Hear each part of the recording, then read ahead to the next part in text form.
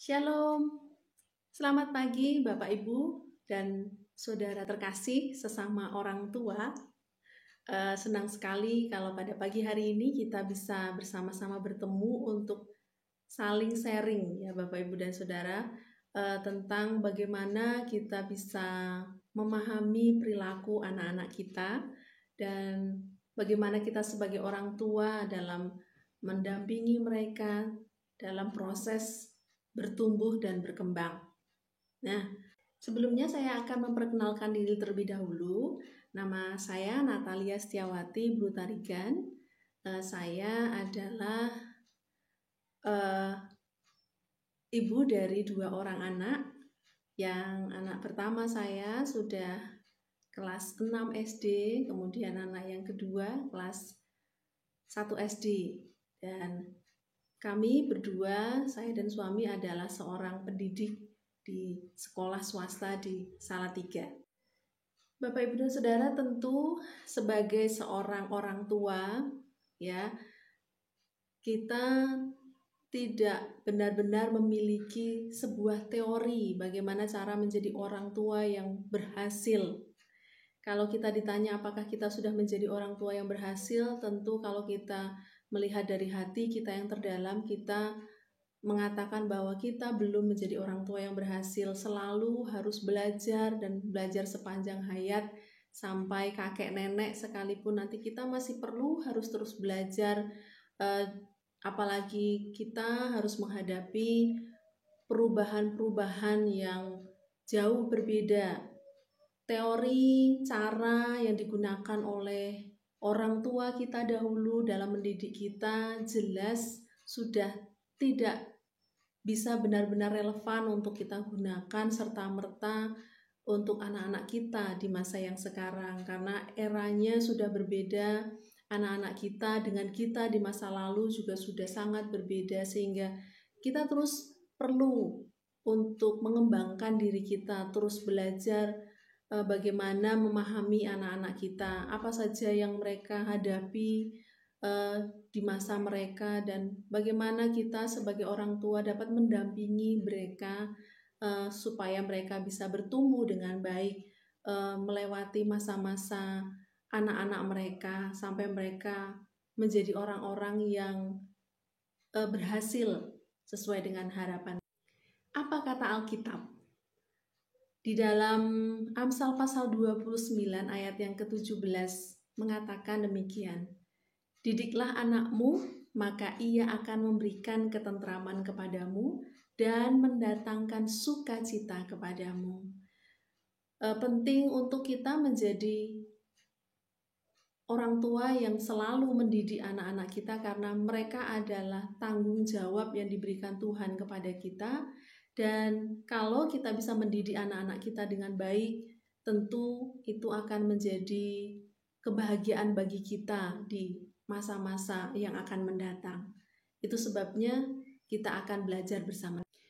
Beberapa perilaku yang akan kita sharingkan pada pagi hari ini, ada di antaranya adalah anak-anak kita zaman sekarang adalah anak-anak yang lebih suka membantah ya. Bapak Ibu, kalau membandingkan dengan zaman kita dulu, apapun yang dikatakan orang tua lebih banyak secara umum, maksudnya ya, secara umum kita dulu adalah orang-orang yang tidak berani membantah kata orang tua, menurut saja, tidak tahu itu karena takut atau tanpa alasan kita menurut karena kita yakin bahwa orang tua selalu mengatakan hal yang benar. Berbeda dengan anak kita yang sekarang ya. Lalu malas belajar. Ini bisa disebabkan karena banyak aspek. Salah satu diantaranya karena mereka kurang percaya diri ya, kurang percaya diri ketika belajar, tidak yakin dengan apa yang mereka bisa lakukan. Lalu perilaku anak kita zaman sekarang kecanduan gadget. Secara umum mereka sudah sangat tergantung pada gadget ya. Begitu tidak ada gadget bingung ya. Mereka sangat kecanduan dengan gadget, hampir menghabiskan banyak waktu untuk itu. Lalu pergaulan yang buruk itu bisa menyebabkan mereka mungkin sudah mengenal rokok, bisa jadi mereka sudah mengenali pornografi, bahkan sudah mengarah ke tindakan-tindakan yang lebih berbahaya. Nah, kita akan lihat satu persatu bagaimana cara kita untuk mendampingi anak-anak kita dari beberapa perilaku yang ditunjukkan mereka yang kita sebutkan tadi. Nah, bagaimana kita sebagai orang tua menanggapi anak-anak kita yang suka membantah? Bapak Ibu, kita diberi Tuhan 2 mata, 2 telinga, 2 tangan, 2 kaki, tetapi Tuhan memberi kita hanya 1 mulut. Saya yakin bahwa Tuhan yang sempurna itu punya hikmat mengapa Dia menciptakan kita dengan komposisi yang sedemikian rupa. Itu berarti kita diciptakan memang harus menggunakan telinga kita lebih banyak porsinya daripada mulut. Jadi untuk mengatasi anak-anak kita yang suka membantah, jadilah pendengar yang baik. Anak kita tidak dilahirkan sebagai anak-anak yang sejak lahir sebagai anak yang suka membantah orang tua atau suka bertengkar dengan kita sebagai orang tua. Mereka dibentuk dari pola asuh yang kita berikan ketika dia ada di dalam bagian dari keluarga kita. Nah, jadilah pendengar yang baik. Ketika mereka mengungkapkan apa yang menjadi isi hati mereka, biarkan mereka boleh mengungkapkan sepuasnya, lalu dengarkan apa yang mereka katakan, supaya kita tahu dari persepsi mereka, lalu berikan alasan yang logis. Kalau kita memberikan larangan terhadap sesuatu, contohnya begini Bapak Ibu, anak-anak kita tidak bisa seperti yang kita lakukan zaman dulu. Kalau dulu orang tua kita mengatakan apa, pamali, tidak boleh melakukan, tidak boleh bersepeda atau tidak boleh keluar pada waktu petang atau pada waktu matahari tenggelam, lalu kita percaya saja ya tanpa menanyakan mengapa harus tidak boleh. Tapi anak-anak kita zaman sekarang tidak mau kalau kita mengatakan tidak boleh ini dan itu, tetapi kita harus memberikan alasannya apa begitu ya. Contohnya kita mengatakan, nak jangan naik sepeda sampai jauh-jauh.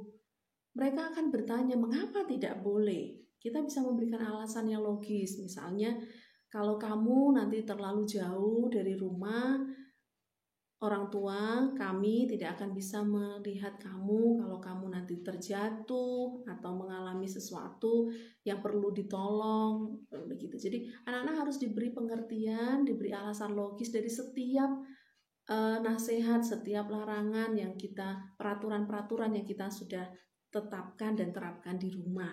Maksudnya begitu, supaya mereka tahu, ketika mereka memahami apa yang diberikan kepada mereka, aturan itu mereka bisa pahami, mereka akan dengan sangat bersukacita untuk mengikuti peraturan yang kita berikan. Jadi, jadilah pendengar yang baik, berikan alasan logis untuk setiap apa yang kita inginkan untuk mereka lakukan. Berikutnya adalah bagi anak-anak kita yang malas belajar. Mungkin ini disebabkan karena salah satunya mereka tidak percaya diri, atau mereka bisa jadi karena takut, ya. Banyak anak-anak yang ketika ditanya mengatakan, aku pengen segera masuk, aku pengen segera sekolah kembali, tidak mau belajar di rumah seperti sekarang karena mamah lebih galak daripada bu guru di sekolah, ya. Jadi itu bisa jadi salah satu pemicu bagi anak kita untuk menjadi malas belajar, merasa bahwa aku nggak akan bisa, kurang percaya diri, ya, atau terlalu banyak tugasnya, aku tidak suka, misalnya begitu. Nah, bagaimana kita sebagai orang tua supaya kita bisa menolong anak-anak kita yang mengalami masa-masa mereka malas belajar atau berada dalam titik yang jenuh untuk belajar. Jadilah pendamping belajar yang sabar. Bapak, Ibu, dan Saudara, ini tidak mudah. Biasanya mendampingi anak belajar dibandingkan dengan mendampingi orang lain, itu jauh lebih mudah mendampingi anak orang lain ya. Tetapi kita harus sadar betul bahwa kita sebagai orang tua sangat menentukan apa yang dialami oleh anak-anak kita. Kalau kita bisa mendampingi mereka dengan sabar, kita harus berempati. Seandainya saya diperlakukan seperti mereka, bagaimana ya, begitu ya Bapak, Ibu, dan Saudara. Saya ingat waktu saya masih waktu zaman saya SD dulu, saya didampingi belajar oleh orang tua saya, terutama oleh Bapak. Tetapi karena Bapak memang orang yang berpikir logis, sementara saya maunya sesuai dengan apa yang dikatakan Bu Guru. Jadi begitu mengajarinya beda, jadi Bapak tidak sabar, marah, dan membuat saya menjadi malas belajar. Nah, misalnya seperti itu. Jadi ketika kita bisa mendampingi anak kita belajar dengan lebih sabar, maka mereka tentu tidak akan mengalami ketakutan tersendiri ketika belajar. Nah, kalau mereka melakukan sesuatu atau setiap prestasi dan kemajuan yang mereka lakukan, berilah apresiasi.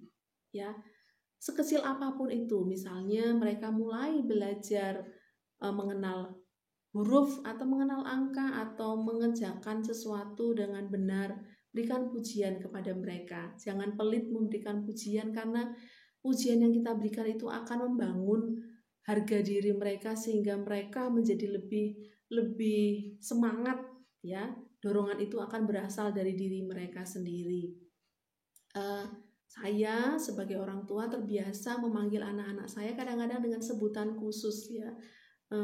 Saya memanggil anak-anak saya, sini anak pintar, atau saya sering memanggil anak saya dengan mengatakan cantik atau cer gitu ya. Apa itu cer? Oh, cerdas. Nah, berarti anak-anak saya langsung merasa, oh, aku dipanggil begitu, dan kata-kata yang diulang-ulang itu akan membuat menempel di dalam pikiran mereka, mindset mereka. Oh, aku dipanggil cerdas, berarti aku anak yang cerdas. Jadi itu akan membuat mereka menjadi lebih semangat untuk belajar. Jadi dorongan untuk belajar itu akan keluar dari dalam diri mereka. Tetapi berbeda kalau kita setiap kali mereka melakukan sedikit kesalahan, sedikit tidak bisa, kita langsung mengatakan, mama dulu nggak seperti kamu nih, wah, kakakmu nih, atau adikmu nih.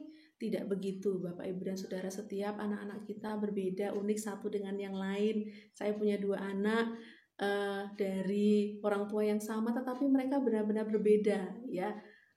Dan memang Tuhan menciptakan setiap kita berbeda, tidak bisa dibandingkan satu dengan yang lain. Itu sebabnya dampingi anak-anak kita dengan sabar, lalu berikan pujian sebanyak mungkin secara jujur kepada mereka untuk memicu semangat mereka.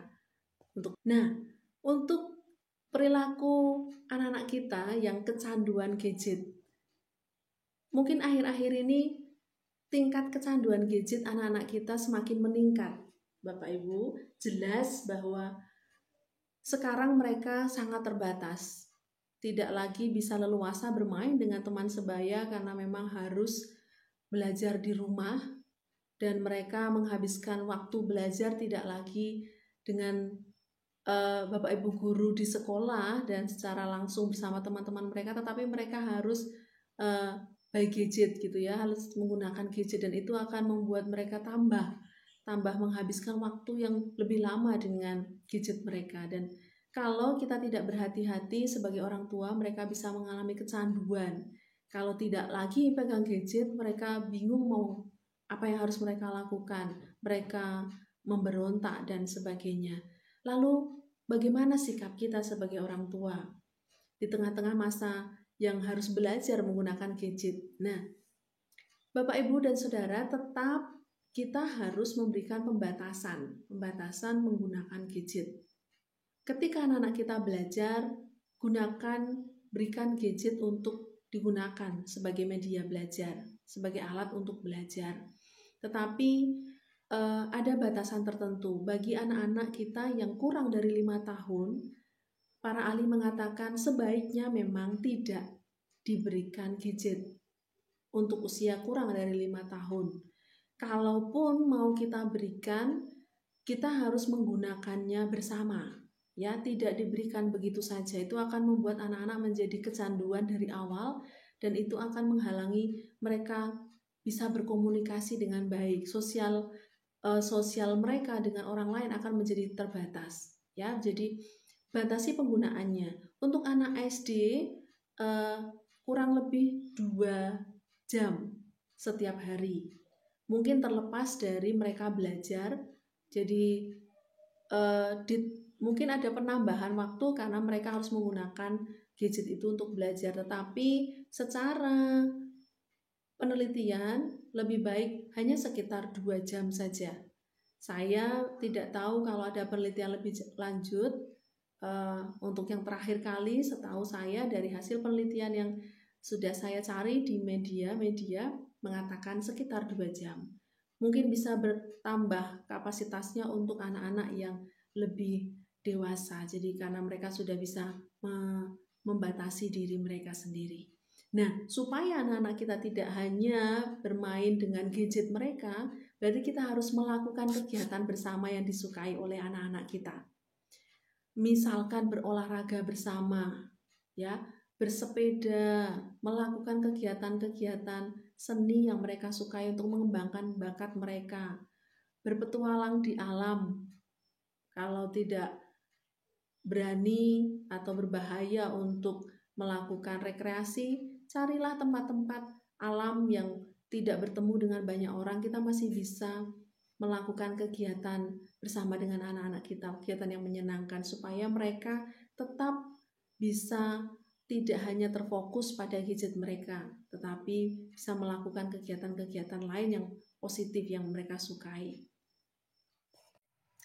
Bapak Ibu, yang selanjutnya adalah bagaimana peran kita sebagai orang tua dalam menangani anak-anak kita supaya mereka tidak mengalami pergaulan yang buruk, atau mendampingi mereka kalau seandainya mereka sudah terlanjur mengarah ke sana. Yang bisa kita lakukan adalah menjadi teman yang baik bagi anak-anak kita. Di dalam 1 Korintus 9 ayat 20 mengatakan, demikianlah bagi orang Yahudi aku menjadi seperti orang Yahudi, supaya aku memenangkan orang-orang Yahudi, dan seterusnya. Bapak, Ibu, dan Saudara, anak-anak kita jelas akan jauh merasa lebih nyaman kalau mereka bisa bersama dengan orang yang nyambung dengan mereka.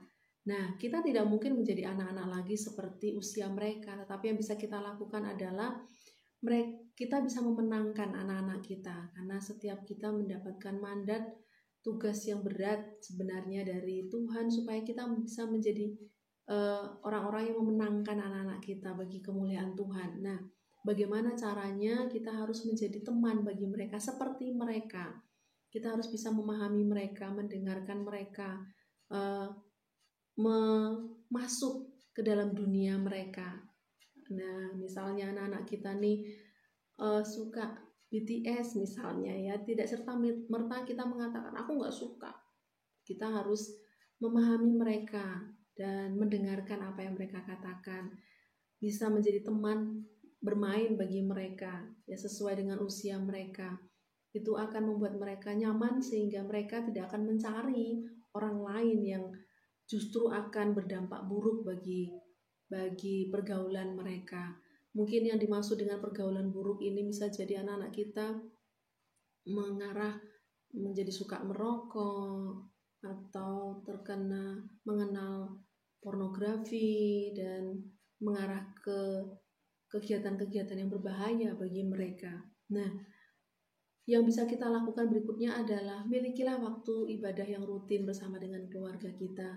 salah satu benteng yang menurut saya sampai hari ini paling kuat adalah rohani dari anak-anak kita, dan bagaimana kita membangun itu. Seperti Nuh di zamannya, ketika orang-orang di zamannya adalah orang-orang yang jahat, tetapi Nuh bersama dengan keluarganya masih bisa menjaga diri mereka di hadapan Tuhan, karena mereka mengenal Tuhan mereka. Nah, bagaimana kita membangun suasana itu di tengah keluarga kita, bagi anak-anak kita, dengan memiliki waktu ibadah yang rutin bersama dengan mereka.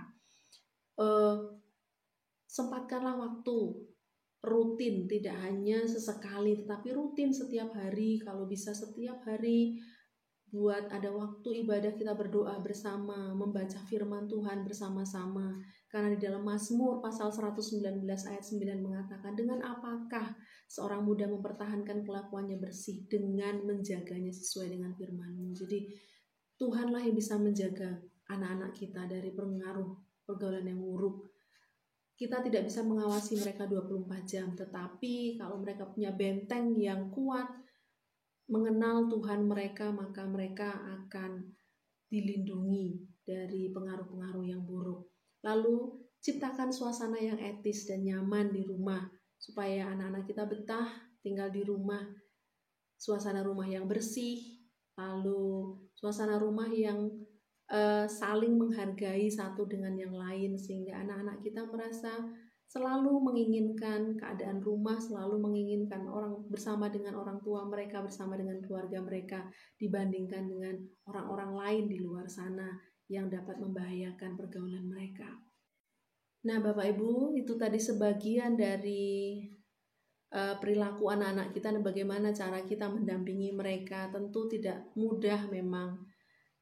Kita harus terus belajar, tetapi bukan oleh kepintaran kita, bukan oleh hikmat kita, tetapi kita yakin bahwa bersama dengan Tuhan Yesus yang akan terus menolong kita, kita akan terus bisa diperbaharui supaya kita semakin menjadi orang-orang yang bisa menjadi orang tua yang dapat mendampingi anak-anak kita, memberikan kepada kita hikmat supaya kita bisa mengambil sikap yang tepat bagi anak-anak kita, bagaimana mendampingi mereka di tengah-tengah masa-masa yang berubah di saat-saat seperti sekarang ini dan di masa-masa yang akan datang.